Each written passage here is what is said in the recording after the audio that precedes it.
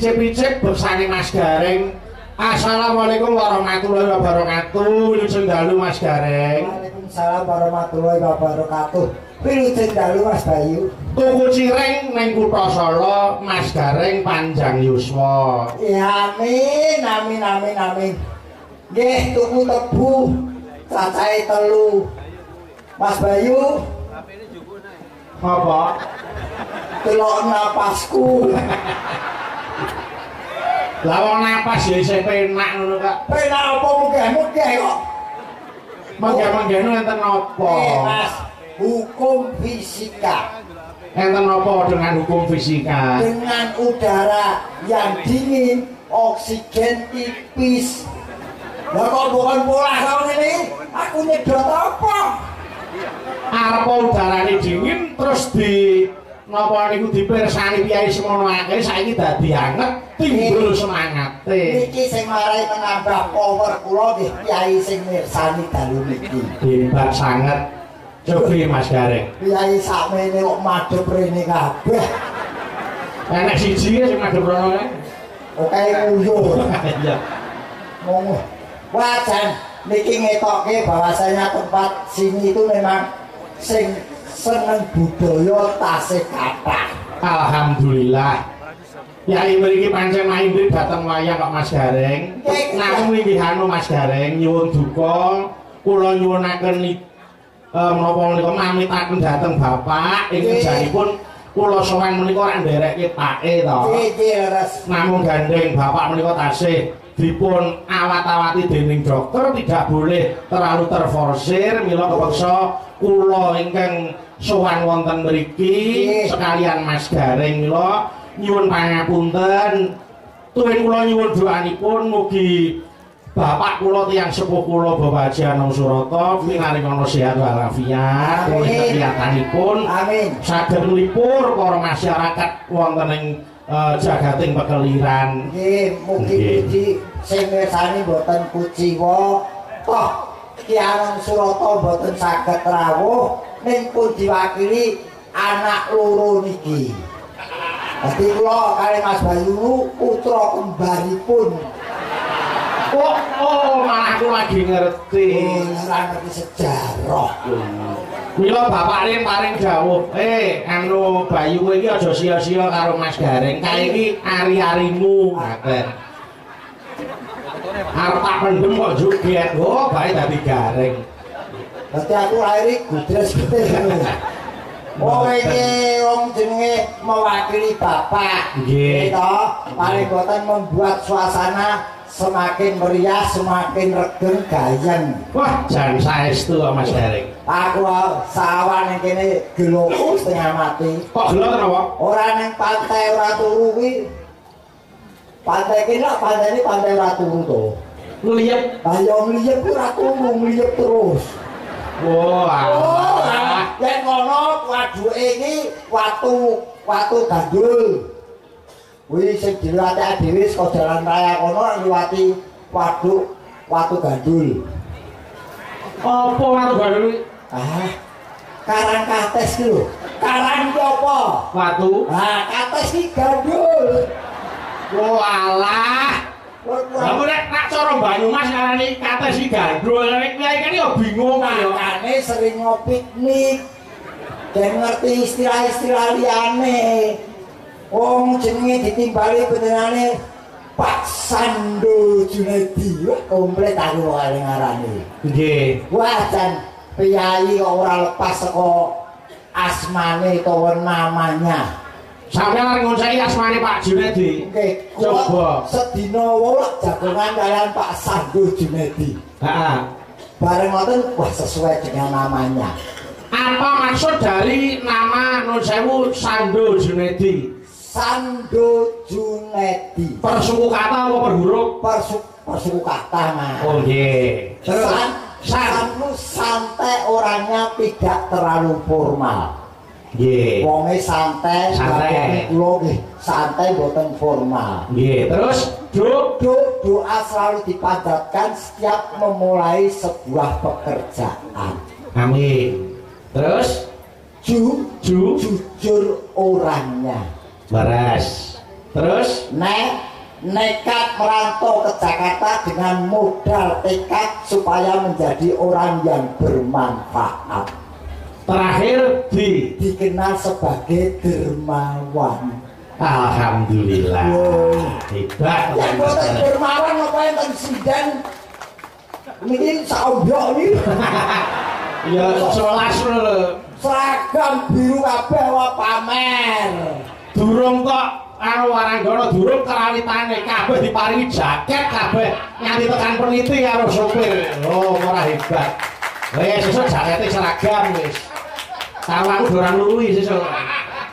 Lah jaket ora hebat. Kowe rasa ngreslo lho itu aku dhewe lungguh kok. Lah kenapa wis nganggo jaket kulit nek sampeyan ya. Itu ora mung kulit tok iki sak tetelane. Wong Pak Junaidi iki wis pirsa. Iki sapa iki kepiye wis dingano. Pak Junaidi pendampingnya Bu Ririn. Apa arti dari Ririn? Ayo. Iki diterjemah nggih. Ha iya no. Ayo aku wis ngerti nek ro golek mulai tak bekoke. Ririn. Nggih, Bu Ririn. Ini riang hatinya menjadi istri dari Bapak Junaidi. Nggih. Terus Rino wengi tansah dampingi Pak Junaidi. Wes jenenge sapa meneh? Jenenge sapa meneh tak terjemahke. Oke, gandeng sampeyan antar saiki aku njaluk tulung dukuhe Kerajaan. Ayo. Kerajaan. Kerajaan. Keranjingan utawa seneng nonton wayang penduduke. Iya. Ya bener, terus Jan iki aneh, seneng nonton kok ora tau nanggap. Ya durung, gitu. Tahun iki dadi penonton, engko tahun ngarep dadi penanggap Allahumma amin. Ya didongake piyai kene sugih rezeki, paringi sehat walafiat, gitu panjang umur. Wis dukuhe wis apa meneh? Desane Kedung Salam. Ya.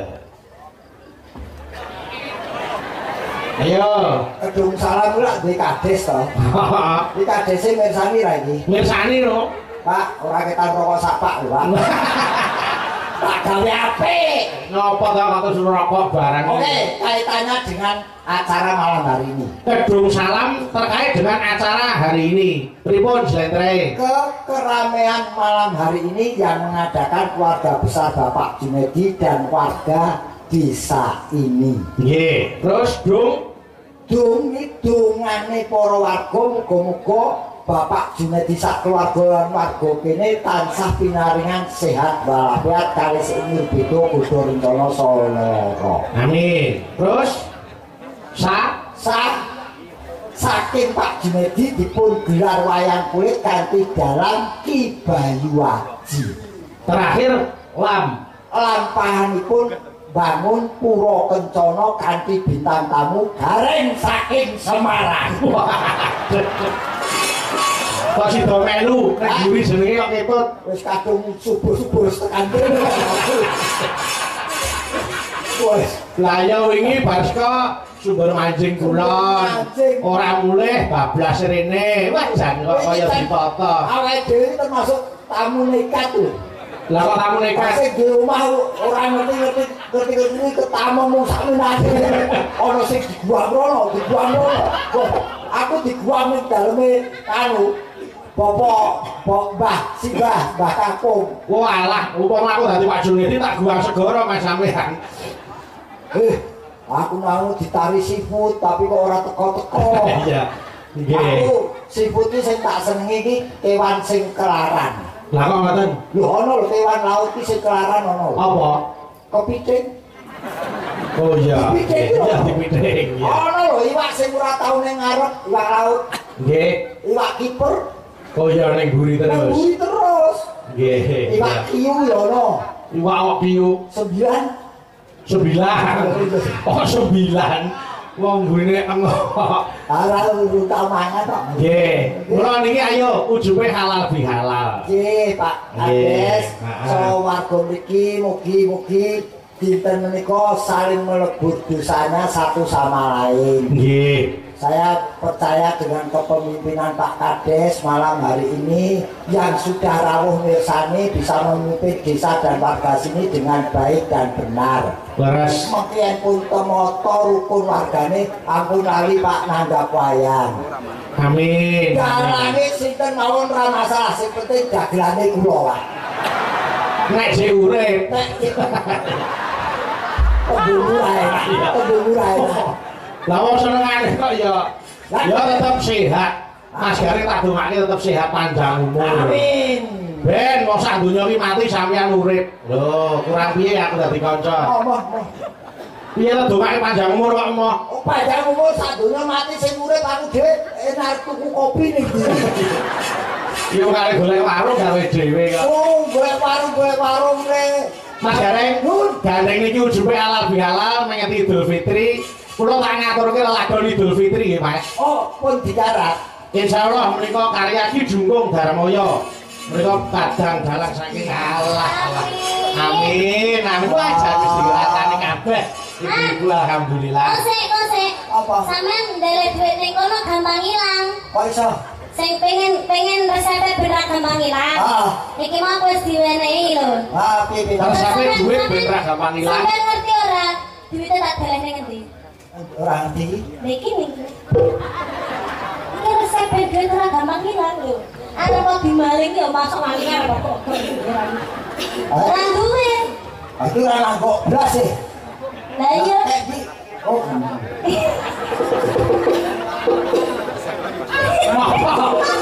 Apa? Kiri-kiri iki ngapa? Keri kula keri. Wah, duwite iki dawane iki sepiro kok. Wis nate kaya ngono iki lho. Keri. Oh, Iki wis tuwa sampeyan bae. oh iso. Aku tergantung musuhnya. Alah. Ini soal Twitter ini kok aku. Ayo. Kelas berapa sayang? Kelas 1 SMA, Pak De. Bayang kelas 1 SMA sudah melalang buana. Amin. Dan ngene iki lek ora mergo pangestune panjenengan ya aku ora iso dadi kaya ngene iki. Kok panen aku mandi-mandini wong. Ya saya mendekati Tuhan. Kudune seneng lho, berarti wong agamane kuat. Kalau wayang iki lek mati cedhek karo dalang iki berarti watake iki apik. Ora karo kurang ngono tegak karo Tuhan kan mati ngono to, Ora, sampean kan wis haji. Ya kan dungane sampean kan mesti mandi. Kan sampean wis di rumahnya Allah. Amin. Ya banyak aku mandi-mandi. Lah. Ngono lho. Ini aku takon wis kelas 1 SMA. 1 SMA. Lu berarti kok karo si Lintang kae. Anu iki terus terang kita karo wong tua kudu terus terang ya. Nggih. Wis di pacar. Urung ya, Pak. Apa ora maning mambok gurki? Apane? Atimu kuwi. Oh. Masa remaja ikutilah masamu supaya tidak terasa hampa. Kalau saya tidak seperti itu, di masa muda zaman sekarang, saya tuh berlomba-lomba mencari uang, biar masa tuanya tuh tidak akan kayak sampean.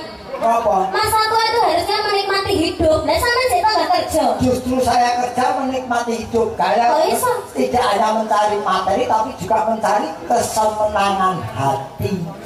Oh, boleh senengnya hati, berarti orang dibayar orang apa-apa, lah sampean yang mana jajan bayaran. Dibayar hatinya orang seneng.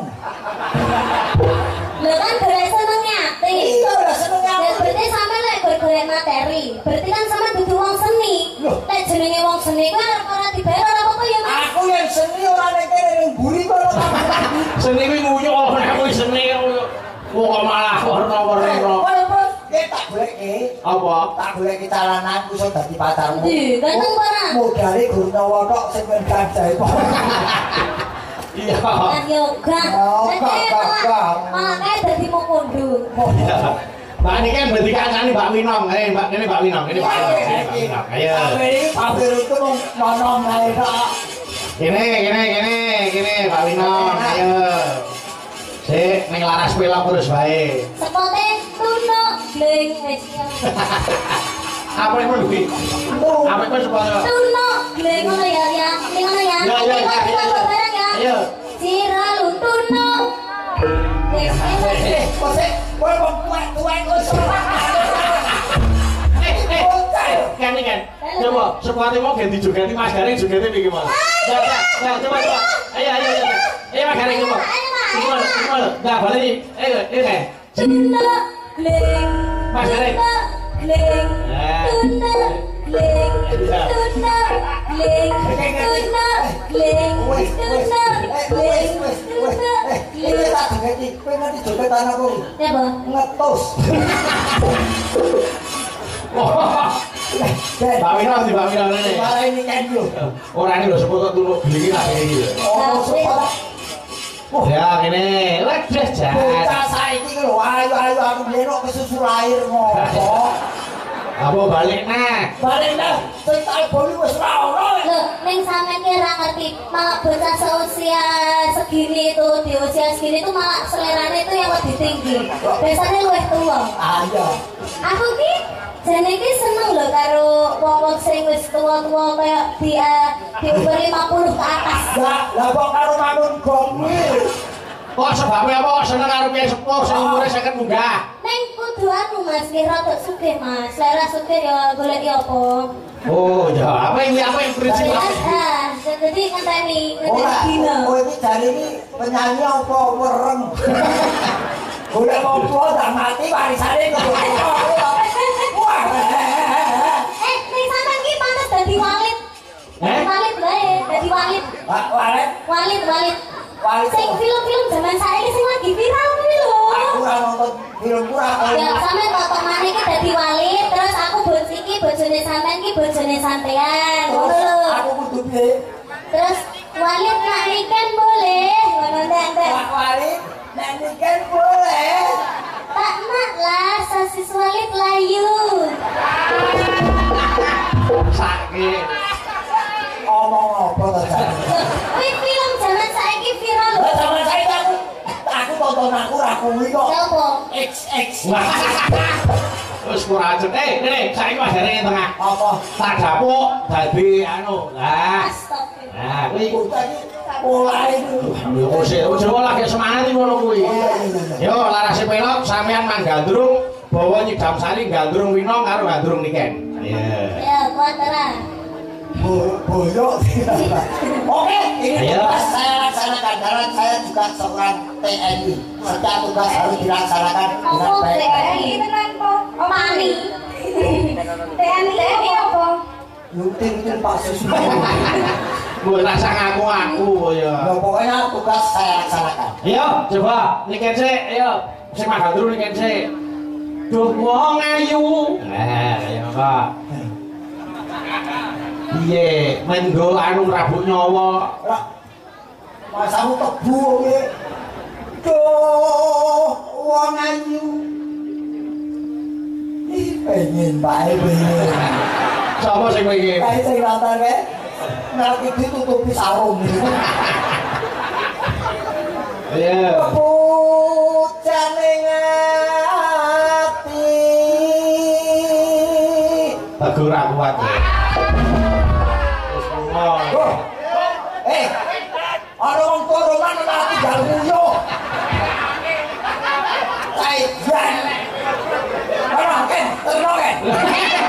Aja ngawur e. Ya. Terno ngene.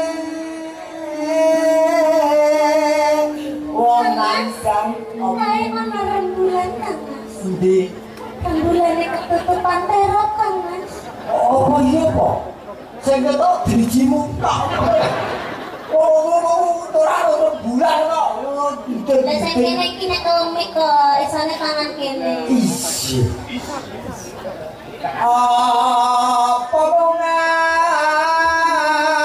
ngawakku dewe. Gini. Ganti Wina. Genti wik. Kuwi lho. Jangan mendadak Mas niki anu wis tuwek latah. Ya ini. Jangan mendadak iki bumbunya apa? Hah? Jangan mendadak iki apa? Jangan mendadak iki. Jangan ujuk-ujuk. Saya Pak Dek, kalau tentang Apa? niki kan niki sedhiwe kan diseragami to. Niki jenengan nggih diparingi seragam. Apa iso dijahit-jahit kok iki? Khususon. Iki jahitan khusus. Iki wis tak iseni lho. Berarti jenengan bangga mboten diparingi. Loh. Bangga lho. Aku mentah kok. Malah. Ayo Mas Derek, ya. Dewa Jawa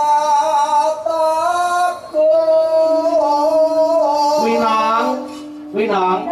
Tangane gandengen kuwi digandeng Mas Derek digandeng. Sak mlaku sayu.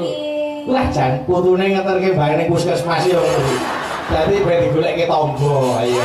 Padune mering. Aku demek kowe ngrangkul kowe mering. Yo iki resikone bathine dagelan yo iki. Napa? Kowe nek anak buah iso demek wong ayu timbangane bos mung ngelas terus debok lho apa. Ora pengen besok tuku dhewe. Kok apa derek iki? Oh bulo dhewe. Ya. Nene oi. Walaso nomring wa mami. Gegere wino kene ketok gawedi. Nikah yo. Dewe rene tak tutuhi gegermu dhewe. Tak tutuhi gegermu dhewe. Bojo nom bojo ora pareng padu. Ajane njaluk adi. Alah. Tak nak. Hah? Tak nak. Yo Nasi sale dan layu. Pilih paling bagi sud. yang nanti dicangkok lah. Apa jadi basa apa toh? Yo, ganti nikah. Udah lagi. Wis mbok tos kono. Teguh udah layu. Yo. Ganti, ngatur nikah ganti. Ya cedak mansa. Apa arep ditukui? Nanti. Pindo mimilan. Besok kapan lah?